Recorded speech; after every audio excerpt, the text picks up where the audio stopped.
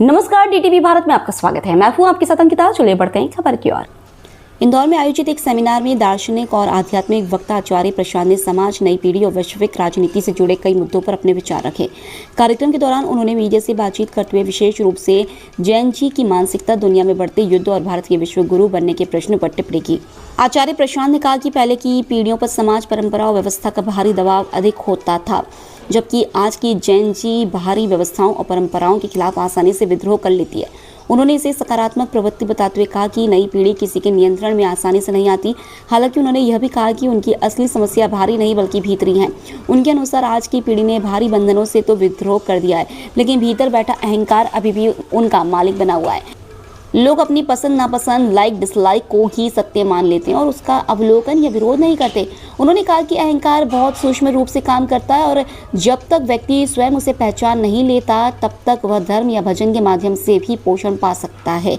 इसलिए आत्मनिरीक्षण और सत्यनिष्ठा बेहद जरूरी है। मध्य पूर्व में चल रहे युद्धों पर भी उन्होंने चिंता जताई। उनका कहना है कि युद्ध दुनिया को यह संदेश दे रहे हैं कि जिसकी लाठी उसकी भैंस। जब ताकत, मिसाइल और हथियार ही सबसे बड़ा तर्क बन जाते हैं, तो युवा पीढ़ी के सामने भी यही उदाहरण जाता है कि शक्ति ही सब कुछ है। उन्होंने चेतावनी दी कि दुनिया में हथियारों की होड़ और परमाणु हथियारों का काला बाजार बढ़ सकता है, क्योंकि हर देश अपनी सुरक्षा के लिए ताकत जुटाने की कोशिश करेगा। आज जिस तरह से यहाँ पर इंदौर में सेशन रहा, जैन जी को किस तरह से आप लोग देख किया, किस तरह से उनको उनकी समस्याओं का निराकरण करने के तरीके बताएं।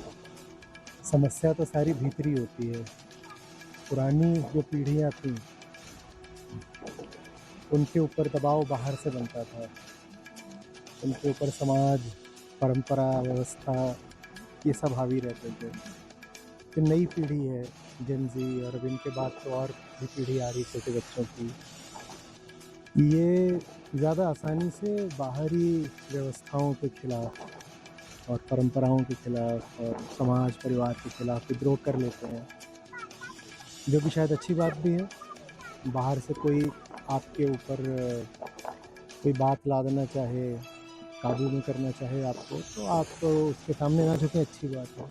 लेकिन इनकी जो समस्या है वो शायद पिछली पीढ़ियों से ज़्यादा विकट है, क्योंकि इनका शोषक, इनका मालिक अब इनके भीतर बैठ गया है।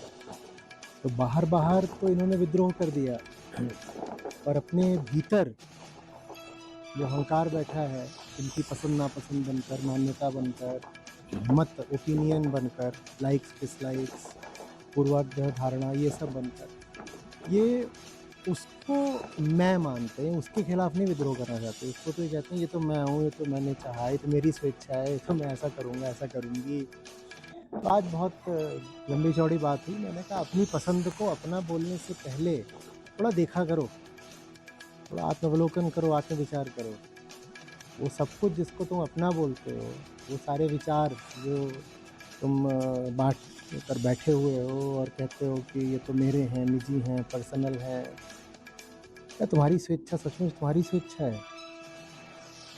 तो इनका किस्सा थोड़ा ज़्यादा पेचीदा है। पहले तो जो आपको काबू में करने आता था, आपका मालिक बनकर, नियंत्रक बनकर, वो दिखाई देता था, आँख के सामने होता था। तो आज की पीढ़ी है, इसको बाहरी स्वतंत्रता खूब मिली हुई है, लेकिन भीतर की गुलामी यथावत है। और बाहर का शोषक जब भीतर बैठ जाए, मैं बनकर, अहंकार बनकर, तो और ज़्यादा घातक हो जाता है।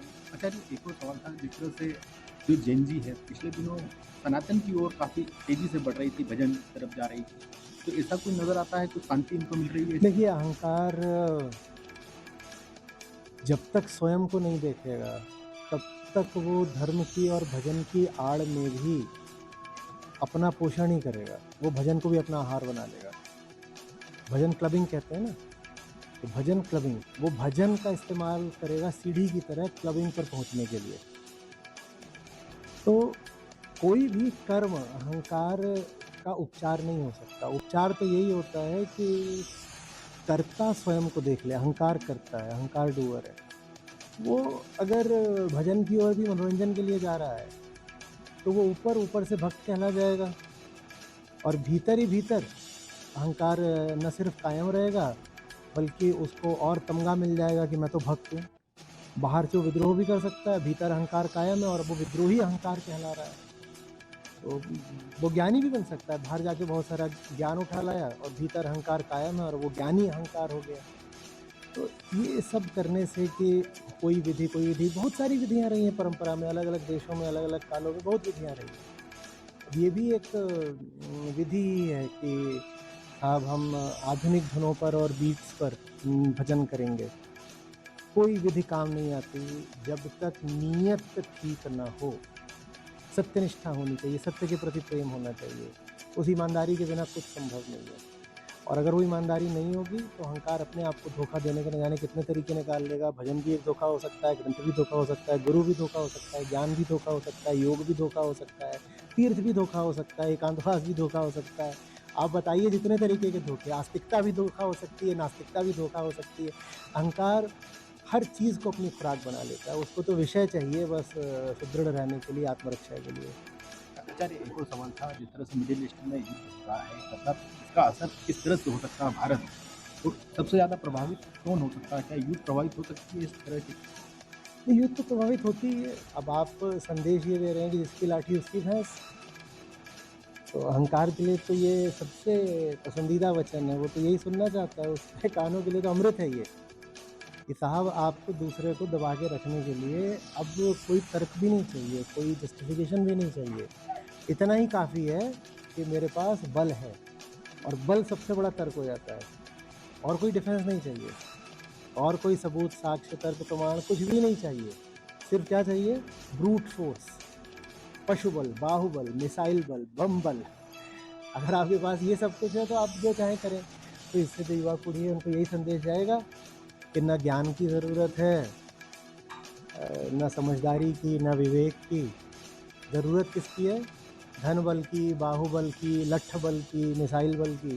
तो वो भी फिर ज़िंदगी में यही करेंगे कि येन केन प्रकारेण किसी तरीके से बस ताकत हासिल कर लो, चाहे उसके लिए खुद को बेचना पड़े, कुछ भी करना पड़े। और एक बार तुमने ताकत हासिल कर ली तो फिर चाहे अपने रिश्तेदार को दबाना पड़े, अपने पड़ोसी को दबाना पड़े, समाज को दबाना पड़े, तुम किसी के ऊपर भी चढ़ सकते हो। उनकी बाह मरोड़ करके उनका शोषण कर सकते हो, उनका तेल चुरा सकते हो, उनका पैसा चुरा सकते हो, उनके राष्ट्रपति को उठा करके ला सकते हो। और ये सब तुम क्यों कर सकते हो? सिर्फ इसलिए क्योंकि तुम्हारे पास ताकत है। तो कुल मिला करके ये ताकत का सिद्धांत है जो पूरी दुनिया को सिखाया जा रहा है और ये सिद्धांत अंततः आत्मघातक होगा। जितने ज़्यादा लोग ये पाठ पढ़ते जाएंगे वो उतना ज़्यादा युद्धोन्मादी होते जाएंगे और उसकी जो परिणति होनी है वो आत्मघात में ही होनी है। पृथ्वी वैसे भी विध्वंस की कगार पर खड़ी हुई है। ये बहुत गलत पाठ पढ़ाया जा रहा है पूरी दुनिया के युवाओं को। अब ऐसे समझो कि दुनिया की जितनी राजधानियाँ हैं ना, वहाँ जितने स्ट्रेटजिक थिंक टैंक बैठे हैं इस वक्त, वो सब यही सोच रहे हैं कि किस तरीके से हमें भी ICBMs मिल जाएँ, इंटरकंटिनेंटल बैलिस्टिक मिसाइल, और ऐसी जिस पर आप न्यूक्लियर वेपन लगा करके अमेरिका तक पहुँचा सकें। क्योंकि अब सुपर पावर से बचने का एक ही तरीका है कि आपके पास प्रतिकार और प्रतिघात करने की शक्ति हो। भाई आप यही तर्क तो लेकर के चढ़ गए हो ना वेनेजुएला के ऊपर, ईरान के ऊपर, कि उनके पास ऐसा कोई हथियार नहीं जो सीधे अमेरिका तक पहुंच सके, है नहीं। और नॉर्थ कोरिया पे आप नहीं चढ़ रहे हो कि उसके पास है, चीन पर आप नहीं चढ़ोगे, रूस पर आप नहीं चढ़ोगे, क्योंकि आप उन पर चढ़ोगे तो उनके पास हथियार है जो सीधे न्यूयॉर्क और शिकागो ही पहुँच जाएंगे। तो दुनिया की सब राजधानियाँ अभी बैठ कर यही विचार कर रही हैं कि अगर हम भी अपनी जान बचाना चाहते हैं तो हमें भी और ज़्यादा अब आणविक हथियार चाहिए और मिसाइलें चाहिए। तो हमने जितनी नाभिकीय प्रसार की बातें करी थी, NPT, CTBT, वो सब अब कचड़े के डब्बे में जाने वाली हैं। मैं ये भविष्यवाणी कर रहा हूँ कि अब आप बड़े पैमाने पर दुनिया में न्यूक्लियर प्रोलिफरेशन देखोगे।